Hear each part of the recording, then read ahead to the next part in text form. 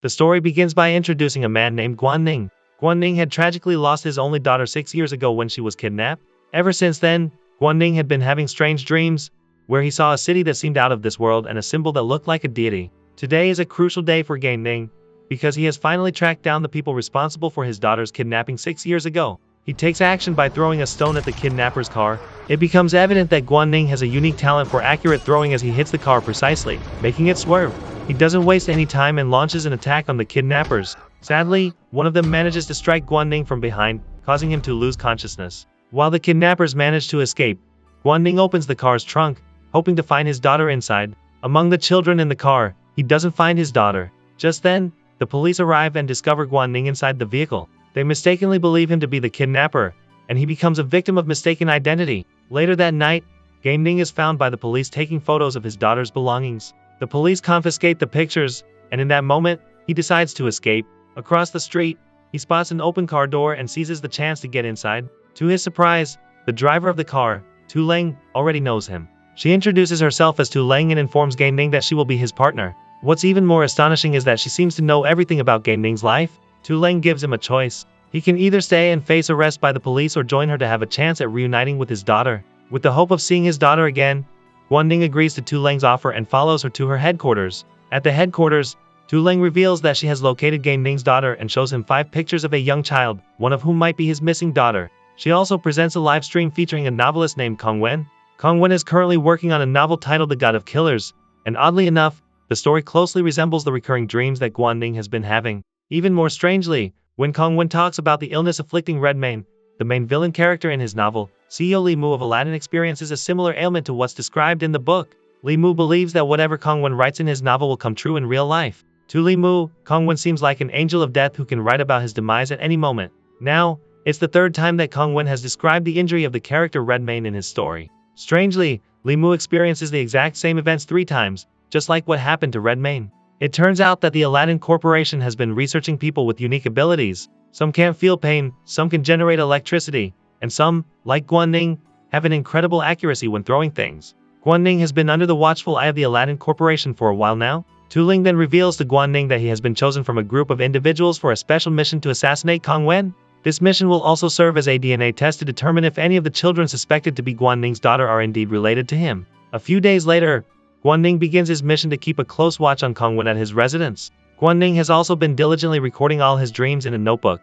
On the other hand, Kong Wen appears to be quite young and playful, often seen with teenagers. While they are in a library, Kong Wen notices Guanning following him and asks why he's tailing him. Now wanting to be caught and not ready to carry out the mission, Guanning pretends to be a fan. However, Kong Wen always wears a mask during his live streams. Meanwhile, Tu Leng closely monitors the conversation between Guanning and Kong Wen. Tu Leng puts pressure on Guanning to carry out his mission and eliminate Kong Wen immediately. However, when a car suddenly threatens to run over Guanning, it's Kong Wen who comes to his rescue, saving him from the oncoming danger. This act of kindness leaves Guanning in a state of inner conflict. In a parallel world, the world that exists within Kong Wen's novel, we encounter a man named Kong Wen who happens to be the main character in the story. He finds himself being pursued by Redmayne's troops, the story's main antagonist. Fortunately, Kong Wen has a martial arts expert sister who rushes to his aid. She instructs Kong Wen to flee from danger. When Kong Wen decides to return to save his sister after falling from a cliff, it's already too late. Kong Wen's sister lies dying, having been impaled by the old swordsman's weapon.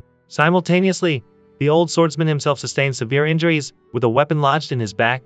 Realizing that he can no longer fight, Kong Wen seizes this opportunity to exact revenge for his sister's death. After a heartfelt burial for his sister, Kong Wen makes a solemn promise to himself that he will no longer be a coward who constantly runs from Redmayne's relentless pursuit. However, his determination faces a new challenge as a mysterious voice starts mocking his abilities. This eerie voice originates from the corpse of the old swordsman, and to Kong Wen's astonishment, the old warrior's armor detaches and envelops him. This legendary armor is known as the Black Armored Dragon, which lay dormant inside the old warrior's body for 40 years. The Black Armored Dragon is a parasitic entity that relies on a host feeding on their blood to survive. Surprisingly, this time, the Black Armored Dragon is quite comfortable within Kong Wen's body, and it expresses a willingness to help him seek vengeance against Redmayne. Eventually, Kong Wen arrives in one of the districts of Cloud City, which is under Redmayne's control. There, a massive carnival is in progress, but it's actually a war preparation ceremony. Redmayne ruthlessly orders each district to annihilate the others until nothing remains, creating a brutal war. One district relies on archers for defense, while Kong Wen's district deploys dragon balloons filled with oil, which are then targeted with flaming arrows. The war unfolds with great brutality, and ultimately, the neighboring district faces defeat. As is customary in war, looting and violence break out in the conquered territory. Witnessing the injustices and suffering that ensue, Kong Wen becomes incensed. Suddenly, an envoy from Redmane, known as the Red Warriors, arrives on the scene. Immediately, all the residents bow down and scatter in fear. These Red Warriors have the ominous duty of eliminating anyone found outside after sunset. Back in the real world, Gan Ning, who has just awakened, faces a stern lecture from Tu Ling because he failed to execute his mission correctly. This prompts Guan Ning to seek out Kong Wen once more. Kong Wen returns Guan Ning's notebook, which he had left behind. He mentions that the notes in Guan Ning's book will serve as references for continuing his novel. Gan Ning, however, pays little attention to Kong Wen's words. His determination now lies in killing Kong Wen, yet doubt once again clouds his mind. Kong Wen confides in Guan Ning, whom he has come to see as a friend. He carries a sense of guilt for not bringing happiness to his parents and a strong desire to make amends. Kong Wen continues the story of his novel. Guan Ning hides and throws a stone at Kong Wen, causing him to lose consciousness. Once again, as he's on the verge of carrying out the execution, a child's voice singing a song that Guan Ning composed for his daughter when she was young reaches his ears. The song diverts Gan Ning's attention, and he immediately searches for the source of the voice. He ends up chasing the child who's singing the song. In his pursuit, Guan Ning stumbles upon one of the kidnappers involved in his daughter's abduction. He confronts the kidnapper, demanding to know the whereabouts of his daughter. However, the painful truth is revealed to Gan Ning when his daughter, Zhuzi, was kidnapped. She accidentally received a fatal overdose of a sedative from the kidnapper and passed away. This shatters Guan Ning emotionally. Fortunately, Tu Ling arrives just in time to help calm him down. The following day, Gan Ning encounters Kong Wen once more. After unintentionally glimpsing his notes, Kong Wen tells Guan Ning that he plans to create a character in his novel resembling Gan Ning. Kong Wen shows him an incomplete story outline, and as Guan Ning reads it, he realizes that the story aligns perfectly with his recurring dreams. Additionally, in the novel, there's a 10-year-old character named Zhuzi, which is the same name as Guan Ning's daughter. This revelation shocks Guan Ning, leading him to believe that Kong Wen's story has a connection to the real world, as Li Mu had suggested earlier. With this newfound understanding, Guan Ning decides to cease cooperating with Li Mu and instead chooses to help Kong Wen continue his story. Meanwhile, in the parallel world, Kong Wen encounters a 10-year-old girl named Zhuzi, who has tragically lost her sibling in the events of the previous night's war. Kong Wen helps her bury her sibling, and as a final tribute, Zhuzi plays a haunting tune on her flute. The sound of Zhuzi's flute reaches the ears of the Red Warriors, who immediately rush to find her. With the sun about to set, a tense chase ensues among them. Seizing an opportunity when one of the Red Warriors is momentarily distracted, Kong Wen manages to strike him in the head with a sword, shattering his helmet. Strangely, as soon as the sun sets, the Red Warrior becomes completely still and petrified. Afterward, Zhuzi learns that Kong Wen is not from their city. She shares the city's history, explaining that Redmane once had an adopted brother named Chan Lu. Both were highly esteemed generals of the Emperor. However, when the Emperor passed away suddenly, Redmane demanded Chan Lu's allegiance. Chan Lu refused, and from that moment, he was branded a traitor, leading to the annihilation of his entire clan. Not long after, they all arrive at Zhuzi's house, where she reveals that her parents disappeared one evening. It's unclear whether they were killed or abducted, but one thing is certain that the Red Warriors are responsible. Suddenly, Robber begins to converge on their location. Feeling cornered, Kong Wen calls upon the Black Armor for assistance. The Black Armor separates from Kong Wen and ruthlessly dispatches the robbers. It becomes evident that the Black Armor relishes the act of killing, as it has been dormant for a long time. As Black Armor moves to harm the child, an unexpected turn of events occurs.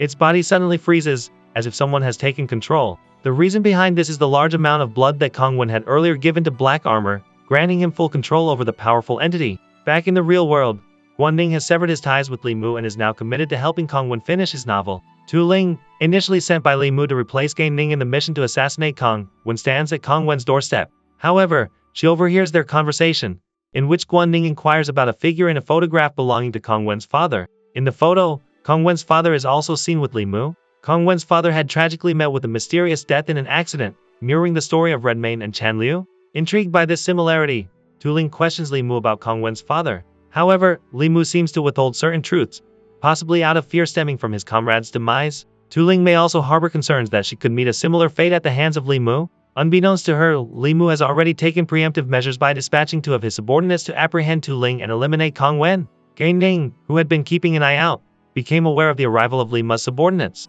He quickly urges Kong Wen to relocate to a safer spot. They find refuge in a secure room, where Guanning confronts the two agents sent by Li Mu to capture or eliminate them. A fierce battle erupts as Guanning faces off against two adversaries, each possessing unique abilities, one with invulnerability and the other with control over electricity. Despite the odds, Guanning's resourcefulness allows him to defeat the electrically charged agent by shaking hands within a wooden room while wearing rubber gloves, preventing the flow of electricity. Now only the invulnerable agent remains, and he injects himself with a drug that enhances his strength dramatically. Guanning is nearly defeated, but just in the nick of time, Tu Ling arrives and throws golf balls at the invulnerable agent, rendering him unconscious. Meanwhile, in the parallel world, Kong Wen continues to narrate his story, and its effects ripple immediately. Accompanied by Zhu Ziyi, Kong Wen rushes to Redmane's palace. Inside, they discover numerous Red Warriors all asleep. It becomes clear that the strict curfew imposed on the residents was a cover-up to hide the fact that the Red Warriors slept at night. Kong Wen and Zhu Ziyi proceed to enter Redmane's palace, where they hear a commotion. Kong Wen challenges Redmane, awakening him from his slumber. Redmane invites Kong Wen to a location beneath a large tree, where Kong Wen's father had met his demise. Redmane shares his longing for the days when he and Chan Lu were close friends, fighting side by side. However, their friendship crumbled due to Redmane's greed. This led to a fierce battle between Kong Wen and Redmane. Black Armor, as usual, separated itself to assist Kong Wen in defeating Redmane, but it proved to be a difficult task. Black Armor even shattered into pieces in Redmane's grasp. As Kong Wen found himself cornered and wounded, Zhu Ziyi, who had been watching, attempted to divert Redmane's attention by playing her flute. She believed that her music would summon her father, no matter where he was. Initially, Redmane enjoyed the melody, but it soon began to annoy him. In an impulsive act, Redmane devoured Zhu Ziyi without hesitation. Consequently, the story came to an abrupt halt, because in the real world, one of Lima's subordinates had successfully injured Kong Wen, requiring him to be hospitalized, causing the narrative in the parallel world to cease. In the end, Li Mu exults in his apparent victory, confident that Kong Wen won't be able to finish his story. However, Guanning doesn't give up. He realizes that his recurring dreams were a call for help from Zhu Ziyi in the parallel world. Determined to aid Zhu Ziyi and continue Kong Wen's story, Guanning starts writing the next part of the novel, Godslayer, allowing the story to resume. Inside Redmane's stomach, Zhu Ziyi continues to play her flute tirelessly, experiencing it all. Her father arrives miraculously to rescue her. In the parallel world, Zhu Ziyi's father is none other than Guanning himself, who is a Red Warrior with a head injury from the previous day. A battle unfolds, and with his weapon, Guanning manages to corner Redmane. Guanning leads Redmane to where Kong Wen is, ready to make a daring leap toward the sword lodged in Redmane's head. With Guanning's assistance, Kong Wen inflicts injuries on Redmane's body, eventually defeating him, bringing the story to a conclusion. In the real world, with hopes that his writing will become reality, Guanning steps outside, yearning to find his daughter alive. Miraculously, he finally reunites with his daughter, who stands right before him, accompanied by the child who sang the song the previous day. In the parallel world, Black Armor remains alive, and Guanning apologizes to his daughter. The film concludes. Moral lesson from the story: throwing stones at kidnappers' cars may not bring back your daughter, but chasing dreams and writing stories can make miracles happen, even in parallel worlds.